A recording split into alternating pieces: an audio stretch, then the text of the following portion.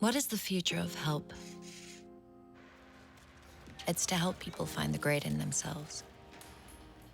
The drive, the passion. Help them find their true potential. Help them stretch. Help them grow. That's why we help people help themselves, help the world, because a little help goes a long, long way. FNB, how can we help you?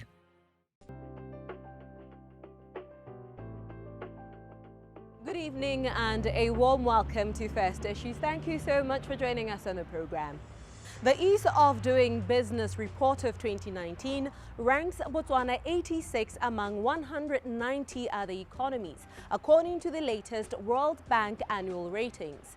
Botswana deteriorated to 86 in 2018 from 81 in 2017. According to Trading Economies, the Ease of Doing Business Index ranks countries based on how the regulatory environment is conducive to business operation and stronger protections of property rights. The publication states that to rank higher, countries must have simpler, friendlier regulations for businesses, primarily from inception when considering registering a company for both citizens and foreign direct investors. Such economies like New Zealand are exemplary in this regard, having ranked first for 3 years running, trumping powerhouses such as the United States of America. In her quest to ease the process of doing business locally, Botswana launched the Online Business Registration System, otherwise known as the OBRS, governed by the Companies and Intellectual Properties Authority, CIPA. When the system was launched on 3rd June 2019, all existing companies were required to be re-registered online. This means no dormant company forms or a register for dormant companies. The system promises lower costs for native Botswana to set up businesses, but also make it easier for non-nationals who also want to do the same. The expectation is that OBRs will shorten company registration process from the current 3 days to 24 hours. For 12 months, all those with existing companies would be required to re-register their companies online. Beyond the scope of going paperless, CIPA CEO Conductor Masena joins us tonight to tell us why the OBRS was introduced while addressing public concerns about being required to make another payment when re-registering their companies. Masena also briefly shares with us how the whole process works. Before I can go to answering you why we had to do OBRS, maybe I have to take you 2 years back and ask the question why CIPA was established as a parastatal, from a government department to a parastatal. One of those key reasons was that we needed to improve our operational efficiency. And the question would be how? By deploying modern systems which could enable us to deliver our mandate effectively, and then by also hiring skilled personnel. So that's the main reason why we always wanted to go online. We needed change. We were not happy with the status quo.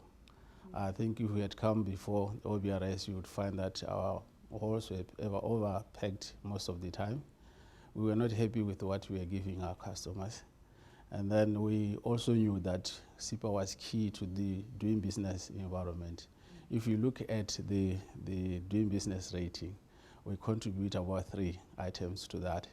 So for us, and we felt that we needed to contribute to Botswana attracting FDI. Therefore, there was that age for change. Hence, we had to introduce this online business registration system. Ramasana, it's quite great that you mentioned the ease of doing business and the rankings, the like.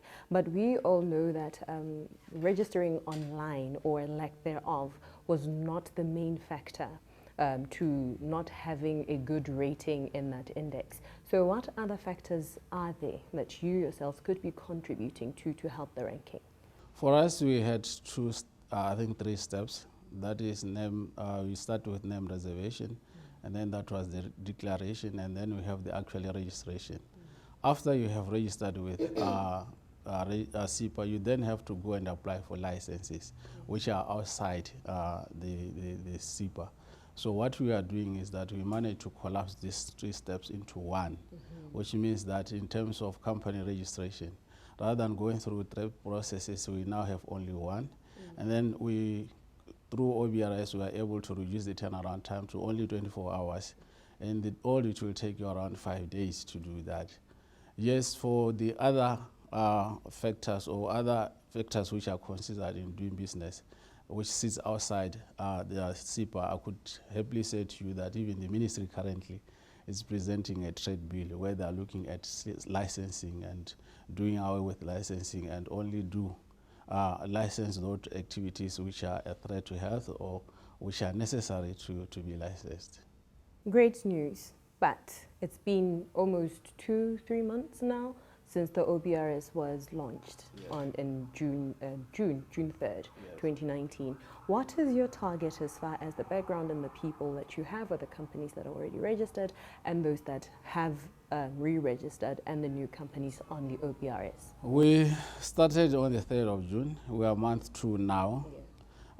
We migrated about over 220 companies. We also migrated over 200 business names. For us, really, we'll be happy. That is a stretch target to have over 200,000 each of them re-registering. We can talk about the re-registering and, the OBRS, but we still don't understand why this exercise was necessary. All business names and all existing companies need to be re-registered. Why is that? And in the grace period that you've given us 12 months, what would happen if a company has not re-registered by the end of that? We needed to do this to start on a clean slate. In the manual system, we were having issues around the data integrity. The information that we'll be having in our database, you'll find that is not up to date. A lot of people are dependent on this database. So for us, it was key that the information that we have as CIPA should be that of integrity, the highest actually. So that's why we had to actually ask companies, unfortunately, to re-register. Right.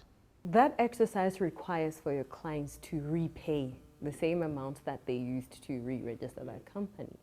And there's been a complaint. Maybe you could address those concerns. Yes, we are aware that our clients maybe may not be happy with us asking them to re-register and asking them to pay the 300 pula for companies and 150 for business names. But what I want to tell you is that we are not asking for anything that companies have not been doing before. As a company, when you are registered, you are expected to annually submit annual returns. And then the fee for the annual returns is 300.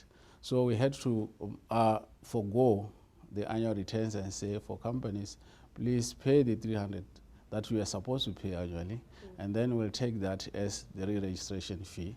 And we also have to forego the outstanding annual returns. There are a lot of companies which are owing us a lot of money, which we have to forego in order for them to re-register. So if you look at it this way, it is CIPA actually going out to meet the customers halfway by asking them to re-register. We have forgone a lot of things in order to encourage them to re-register.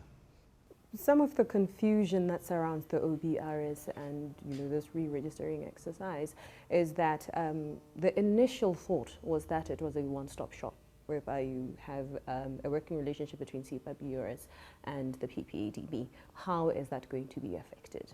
Yes, ultimately we will reach the point where CIPA, PPADB, and BES, we have what we call unique identification number. The number that if you register with CIPA is the same number that we'll continue using when we interact with the BES or even with PPADB. That is still work in progress. But if you look at what, we have MOU, by the way, with these institutions.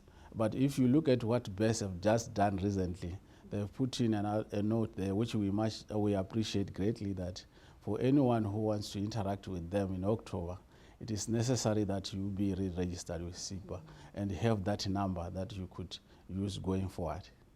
So maybe to wrap up our conversation, you could just briefly explain to us how the new system works. To re-register, actually, you have to create a profile, and then you upload your month. Once you have the profile, you can now interact with the CIPA system and then register or re-register your company. and it's easy to do. What I also wanted to indicate here is that this system, although, has been well received by the people out there, because we have, even today, continued to be receiving positive feedback on the OBRS. At the same time, being cautioned to say, please don't join the system with Down syndrome, which we as CIPA, we are encouraged, and we realize that we have set the standard, and then there is expectation. So what that says to my team, that we don't have to be complacent, continue to provide that services that will surprise our clients, and continue to committing to delivering the kind of service that we have seen happening with OBRS.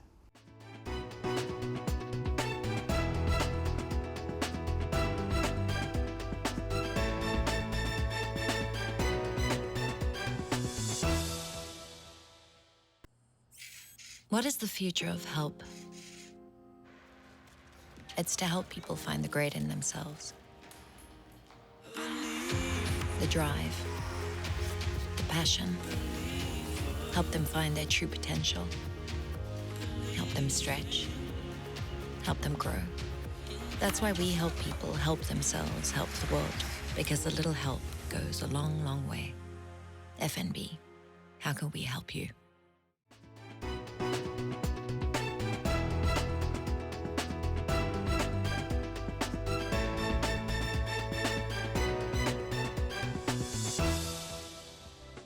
Welcome back to First Issues. Just before the break, we were talking to CEO of CIPA, Conductor Masena, who told us the milestones they've reached with the newly introduced OBRS. While CIPA is not alone in its drive to digitizing the company registration and re-registration process. They've partnered with First National Bank Botswana, who offer online card payments for the various services that they offer to their customers. Now, the partnership project is divided into 3 phases and is expected to reach the completion phase at the end of September this year. Joining us now is solution strategist with First National Bank Botswana, Kabelo Masupha, who explains the partnership between the bank and CIPA. He also shares what value-add customers can expect from this partnership.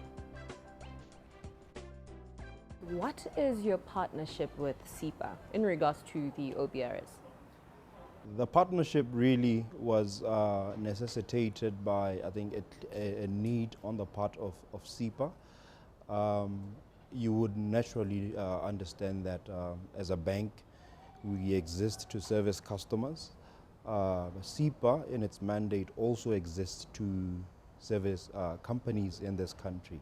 So the convergence point really was around how do we help each other service a common client, being a company that operates in Botswana. So the partnership was born out of a need to be able to service companies better in Botswana. So the nature of the partnership is such that as a bank, we facilitate payment collections on behalf of CIPA. We provide through our payment gateway a mechanism that allows for a company operating in Botswana to be able to pay using a card online. So that's essentially, in a nutshell, what the partnership is about. Okay, so how is this partnership structured in terms of phases, if any, really?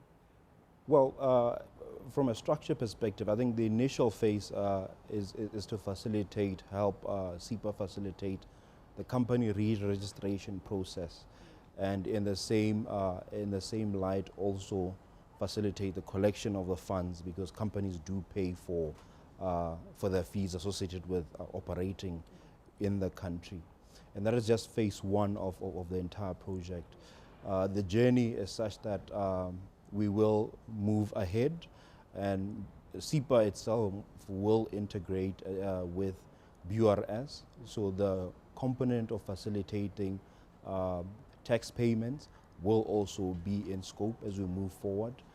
CIPA will also, as part of that journey, move to integrate with PPADB, Public Procurement and Asset Disposal Board, the procurement of, I think, of tenders, etc.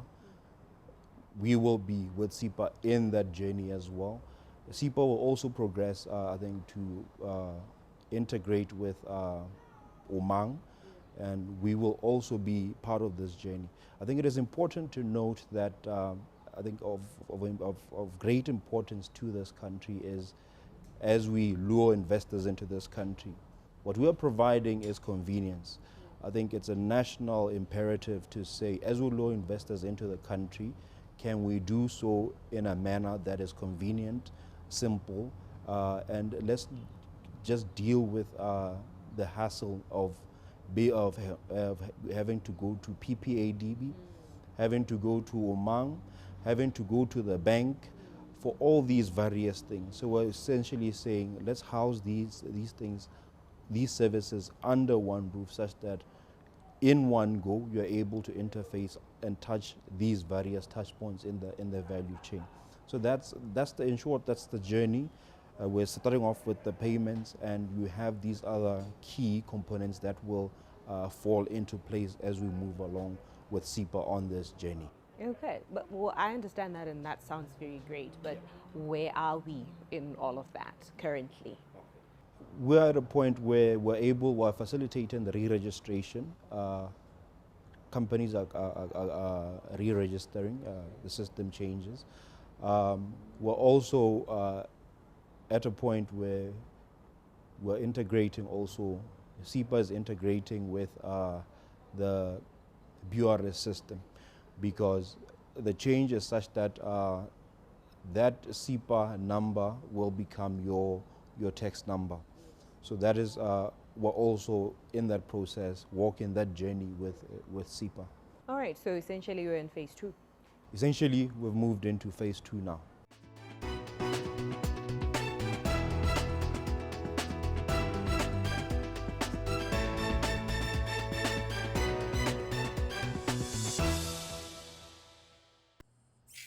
What is the future of help? It's to help people find the great in themselves. The drive, the passion. Help them find their true potential. Help them stretch. Help them grow. That's why we help people help themselves, help the world, because a little help goes a long, long way. FNB, how can we help you?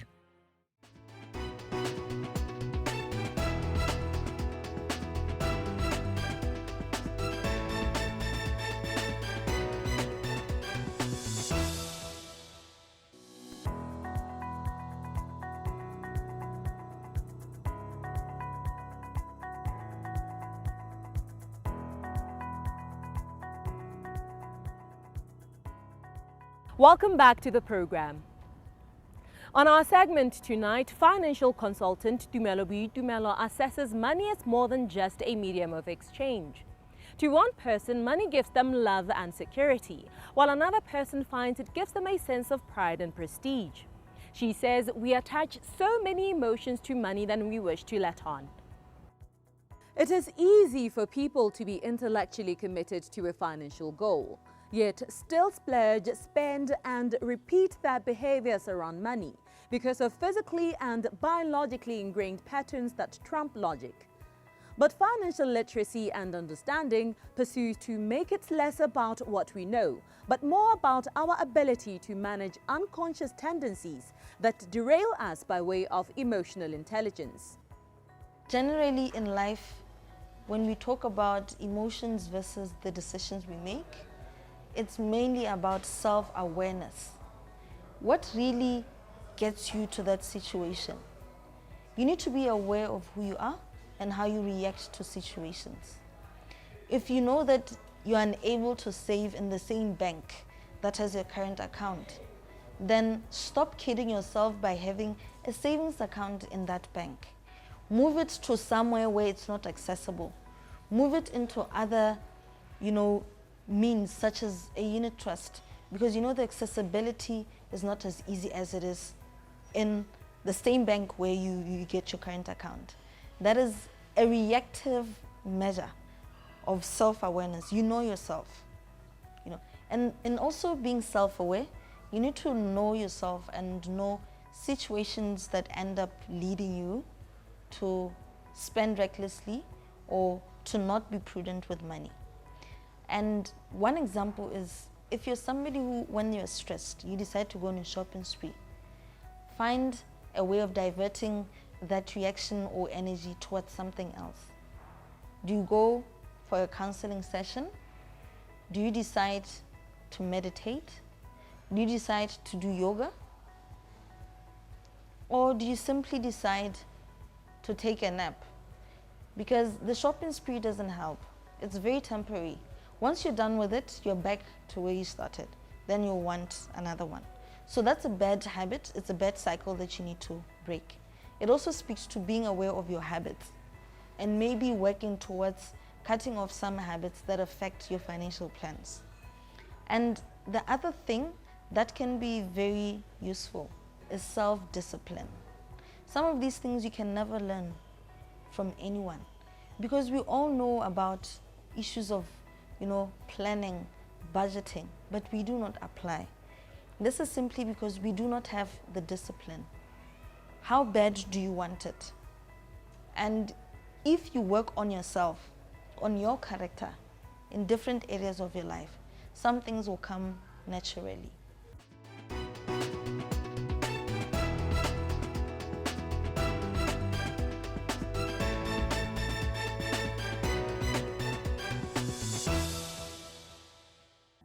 We'll see you again next week on First Issues as we examine the impact the Private Business Growth Awards have made in the last 5 years, with Grant Thornton managing partner Kalyana Ram Vijay. Until then, we wish you pleasant viewing. Good night.